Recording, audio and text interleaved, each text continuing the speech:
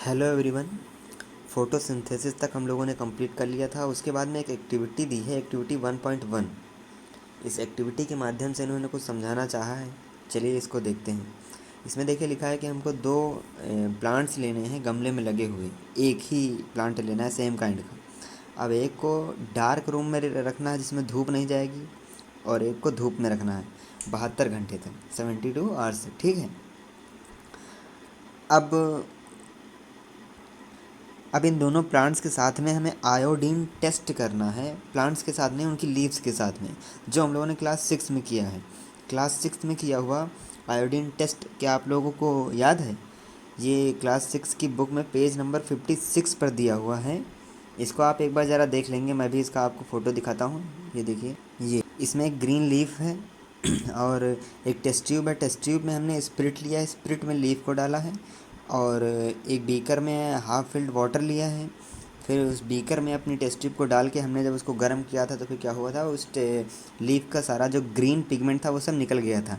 फिर उसको हमने आयोडीन सोल्यूशन में डाला था, फिर उसमें कलर आया था। ठीक है। अब इसके बाद इन्होंने कहा है कि जिस गमले को हमने डार्क रूम में रखा था उसको हम वापस धूप में रखेंगे 3-4 दिनों के लिए। तीन चार 3-4 दिनों के लिए हम उसको वापस धूप में रखेंगे। ठीक है। फिर उसके बाद आयोडीन टेस्ट उसके साथ फिर से करेंगे। तो जो ऑब्जर्वेशन होगा उसको अपनी नोटबुक में हमें नोट करना है। ठीक। The leaves other than green also है क्लोरोफिल। अच्छा, एक क्वेश्चन इसमें पीछे यहाँ पे दिया हुआ था कि जो हम लोग कल पढ़ रहे थे उसके बाद में छोटे छोटे जो क्वेश्चन होते हैं उसमें दिया नहीं होता है कि एक क्वेश्चन था कि क्या जो ग्रीन प्लांट नहीं होते हैं क्या उनमें भी क्लोरोफिल होता है? तो मैं आपको ये बताना चाहूँगा कि जो जिनमें लार्ज अमाउंट में रेड कलर होता है, ब्राउन होते हैं, या फिर अदर कलर होता है, कुछ प्लांट्स होते हैं जो ग्रीन नहीं होते बाकी अदर कलर के होते हैं, उनमें भी क्लोरोफिल पाया जाता है। कहाँ पे पाया जाता है? जो उनका कलर होता है रेड या फिर ब्राउन, उसके नीचे छुपा हुआ होता है, वो कलर उसको ढके हुए होता है। ठीक है। तो फोटोसिंथेसिस उनमें भी होता है। ये इसके लिए आप इस तरह नोट बना लेंगे। आयोडीन टेस्ट ऑफ लीव्स जो है क्लास 6 की बुक उठा के पेज नंबर 56 देखेंगे। ये वहाँ पर आपको जो भी इम्पोर्टेंट लगेगा उसका 2-3 लाइन्स आप लिख लेंगे ताकि आपको एक बार रिवीजन हो जाए उसका। इसके बाद में जो अभी हमने बताया कि large amount of red, brown and other pigments mask the green colour. ज़्यादा जो कलर हो जाता है किसी लीफ में, रेड, ब्राउन और अदर पिगमेंट हो जाते हैं, वो मास्क, आवरण, मतलब उसको ढक लेते हैं ग्रीन कलर को। लेकिन ग्रीन कलर होता है कहाँ पे होता है? उस लीफ के अंदर। ठीक है। आपने प्रायः देखा होगा कि कहीं किसी रुके हुए पानी में या फिर किसी तालाब में कुछ घिनौने हरे रंग के धब्बेदार पाए जाते हैं। जो पानी में हरे हरे धब्बे होते हैं वो क्या होते हैं? जो बहुत सारे पानी में एकत्र हो जाते हैं, वो सब एल्गी द्वारा बने हुए होते हैं। एल्गी क्या होता है? शैवाल। ये हरे ही क्यों होते हैं? क्योंकि इनमें क्लोरोफिल पाया जाता है। पानी के ऊपर तैर रहे हैं फिर भी इनमें क्लोरोफिल है।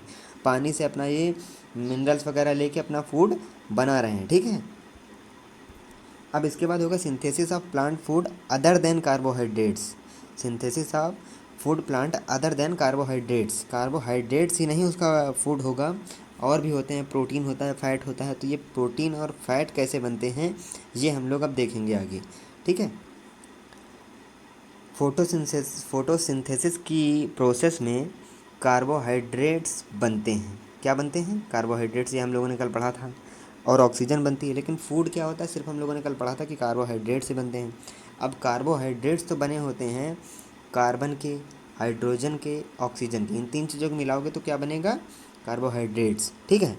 लेकिन हमें क्या बनाना है? प्रोटीन बनाना है। अब प्रोटीन और फैट भी बनाना। प्रोटीन और फैट कैसे बनेगा? प्रोटीन और फैट कैसे बनेगा? प्रोटीन में तो फिर नाइट्रोजनियस सब्सटेंस होता है, जो नाइट्रोजन होता है उसमें। अब नाइट्रोजन कहाँ से आए, इसके ऊपर थोड़ा सा बात करते हैं हम लोग। नाइट्रोजन ये कैसे आए? हमने पिछले क्लासेस में पढ़ा था कि नाइट्रोजन जो है एटमॉस्फेयर में बहुत ही ज़्यादा पाया जाता है। कितने परसेंट पाया जाता है? जितने बच्चों ने मुझसे पढ़ा था उनको तो फिर रट गया होगा एकदम। नाइट्रोजन कितना परसेंट होता है? 78% होता है। ठीक है। तो बहुत ज़्यादा है। अब एटमॉस्फेयर में नाइट्रोजन है तो उसको बस उस प्लांट के अंदर लाना है। तो ये प्रोसेस कैसे होगी? इसके लिए क्या होता है, सॉइल में कुछ निश्चित बैक्टीरिया होते हैं, सर्टेन बैक्टीरिया होते हैं, वो एटमॉस्फेयर से नाइट्रोजन को लेके उसको एक यूजेबल फॉर्म में कन्वर्ट कर देते हैं, जिससे जो यूज हो सके उस फॉर्म में उसको कन्वर्ट कर देते हैं और उसको सॉइल में डाल देते हैं, किसको, नाइट्रोजन को। अब ये जो फॉर्म बन गया है सॉइल के अंदर, ये वाटर के साथ में प्लांट के अंदर चला जाता है, ठीक है। अब वाटर के साथ में प्लांट के अंदर चला गया तो अंदर उसने प्लांट ने इसको यूज करके प्रोटीन और फैट्स बना लिए जो इसको ज़रूरत थी। अब आपने देखा होगा किसान जो हैं वो भी कुछ फर्टिलाइजर्स जो हैं, जो जिनमें नाइट्रोजन बहुत ज़्यादा पाया जाता है, वो अपने खेत में डालते हैं। वो किस लिए डालते हैं? ताकि पेड़ को उसकी जो रिक्वायरमेंट हैं वो आसानी से पूरी हो सके, वो फुलफ़िल कर सकें अपनी रिक्वायरमेंट्स, ठीक है। ये पूरा आप इसको पढ़ेंगे तो फिर आपको समझ में आएगा।